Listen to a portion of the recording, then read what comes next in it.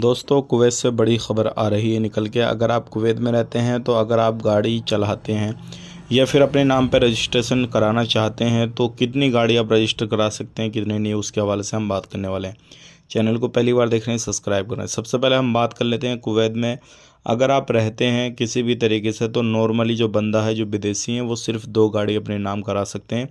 अगर तीसरी गाड़ी उसको नाम कराना है तो उसको एक्स्ट्रा पेमेंट करना रहेगा। और दूसरी बात यह है कि हर बंदे के तीसरी गाड़ी या चौथी गाड़ी नाम नहीं हो सकती।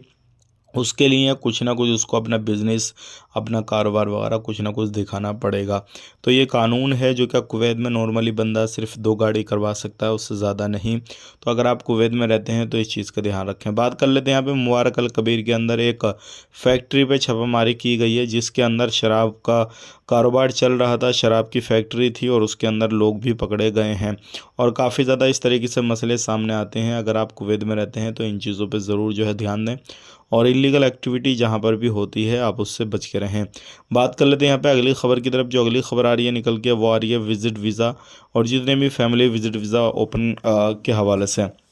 हाँ जी, अगर आप अपनी फैमिली को बुलाना चाहते हैं तो कुछ चीज़ों का आपने ध्यान देना बहुत ही ज़्यादा ज़रूरी है। कुछ का कंट्रियों के लिए बैन किया हुआ है फैमिली विजिट वीज़ा, कुछ के लिए चालू है। तो जब आप अप्लाई कर रहे हैं, इंडिया, पाकिस्तान, नेपाल, बांग्लादेश, इन कंट्रियों से हैं, तो एक बार चेक करें।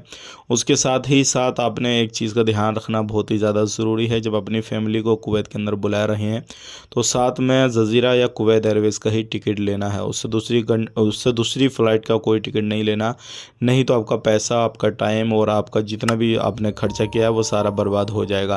तो ये थी कुछ इंपॉर्टेंट जानकारी जो कि आप तक शेयर कर दी। वीडियो अच्छा लगा लाइक करें, शेयर करें। आप अपना ख्याल रखें, अपनी फैमिली वालों का ख्याल रखें। Take care, bye bye.